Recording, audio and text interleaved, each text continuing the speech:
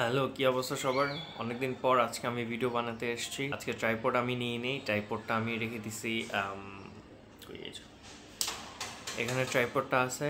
অনেকদিন পর ভিডিও বানাচ্ছি, অনেকগুলো ভিডিও বানাইছি মাঝখানে, এখনো পোস্ট করা হয়নি। ইনশাআল্লাহ ইন ফিউচার পোস্ট করা হবে। রিসেন্টলি আমার হেয়ার ফল অনেক বেশি স্টার্ট হয়েছে অ্যান্ড আমি রেগুলারলি মেডিসিন খাচ্ছি না, কোনো কিছু ভালো লাগতেছে না। তো আমি চিন্তা করলাম I should take a break. ছোট একটা ব্রেক নিয়ে আজকে আবার স্টার্ট করলাম। আরেকটা ব্যাপার আমার মাথায় ঢোকে না, ব্যাপারটা খুবই কমপ্লিকেটেড হতে পারে। ক্রিয়েটিনের ব্যাপার আসলে বাংলাদেশে এতগুলি লাইক মেডিসিন আছে, কিন্তু এখন পর্যন্ত কোনো ক্রিয়েটিনের কোনো প্রোডাকশন দেখি না বাংলাদেশের মধ্যে। ইভেন তো এখন পর্যন্ত মানে বাইরের কান্ট্রির যারা মানে অফিসিয়ালি বিল্ড করে ওদেরও কোনো কোম্পানি বাংলাদেশে আসেনি। শুধুমাত্র কয়েকটা ডিস্ট্রিবিউটার ক্রিয়েটিন, প্রোটিন এইগুলি বাইরের কান্ট্রি থেকে ইম্পোর্ট করে আনে। এটা কেন হয়েছে আমি জানি না, যদি কেউ জেনে থাকেন তাহলে একটু কমেন্টে জানাবেন যে ভাই কেন বাংলাদেশে এখন পর্যন্ত কোনো ক্রিয়েটিন সোর্স বা প্রোটিন সোর্স অফিসিয়ালি নাই। জিমের ব্যাপারে আমি এখনও অনেকটা এক্সপ্লোর করতেছি, লার্নিং পিরিয়ডে আছি। লাস্ট 1 মান্থ আমি তো ফ্রি এক্সারসাইজই করলাম বিকজ অফ ইনজুরির পসিবিলিটি অনেক বেশি ছিল। অ্যান্ড সেকেন্ড মান্থে যে আমি মাঝখান থেকে একটু slowly warm up and weight lifting mix max করা স্টার্ট করছি। এই উইকে আমি পুরোটাই একদম like body parts each and everything train করা স্টার্ট করবো। অ্যান্ড এরপরে যে মান্থ রয়েছে এটা মেবি আগস্ট, এরপরে সেপ্টেম্বরে পুরো মান্থ আমি ট্রেন করব, ওয়েট লিফটিং করবো। সেই পর্যন্ত আপনারা সাথেই থাকুন। এরপর আমার জিমের 3 মাসের যে একটা সার্কেল ছিল মেয়াটা শেষ হয়ে যাবে। অ্যান্ড এরপর আমার আবার 3 মাসের কিনতে হবে। So stay tune and support me more. কেন এই কথা বলতেছে, এই কথা হচ্ছে গিয়ে আজকে আমি বাসায় এসে আপনাদেরকে যখন হেয়ার ফলের কথা বলবো, দেন আজকে যখন হচ্ছে শ্যাম্পুর ব্যাপারে বলবো, তখন আমি আপনাকে বলবো যে কেন এই কথাটা বললাম। মিল আপডেট, এটা কি বলে, প্রি ওয়ার্কআউট মিল। আজকে আমি খাচ্ছিলাম পেঁপে খেয়ে আমি জিম করব। জিম করে এসে দেন কি খাবো এটা আপনাদের দেখাবো, বাট শুরুতে বাজেট এতটুকুই।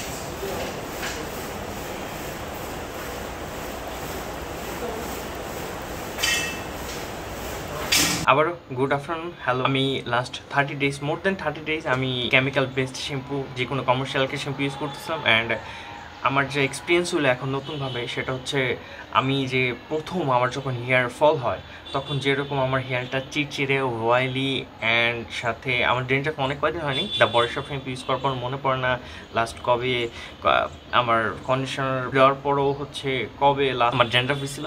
কিন্তু এখন দেখা যাচ্ছে যে যখন আমি হেয়ার মানে সোকল কমার্শিয়াল শ্যাম্পু, আর সোকল কমার্শিয়াল শ্যাম্পু কেন আমি ইউজ করতে অ্যাভয়েড করি, বিকজ অফ এখানে কোনো রকম ইনগ্রেডিয়েন্ট থাকে না, বেশিরভাগই কেমিক্যাল শ্যাম্পু।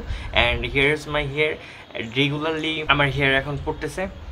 সাথে একটা কথা আপনাদের বলে নিতে চাই যে hair treatment is very expensive, so try to earn early to treat your hair well.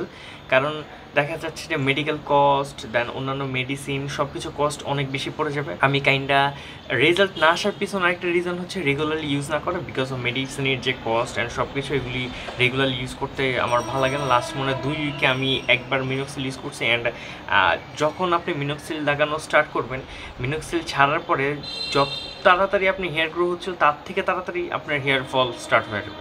So be careful before you use any kind of minoxidil. আর রিসেন্টলি যে মিনোক্সিডিলটা দিচ্ছি ট্রুগেন, আগে অনেকে কোশ্চেন করতেছেন যে আমি কেন লাস্টের 2টা মিনোক্সিল যে ইউজ করছি বাংলাদেশি, একটা হচ্ছে জেনগ্রো আর একটা স্পেনগ্রো, কেন ইউজ করছি না, বিকজ অফ ওটার থেকে আমার কাছে ট্রুগেনটা সাফিসিয়েন্ট মনে হচ্ছে। আর লাস্টের যে 2টা মিনোক্সিডিল, এই 2টা মিনোক্সিডিল যখন আমি ইউজ করছি তখন আমার হেয়ারটা অনেক অয়েলি, সাথে অনেক লেগে থাকতো, মানে শাইনি করতো, হোয়াইট কালারের যেই এটা থাকে।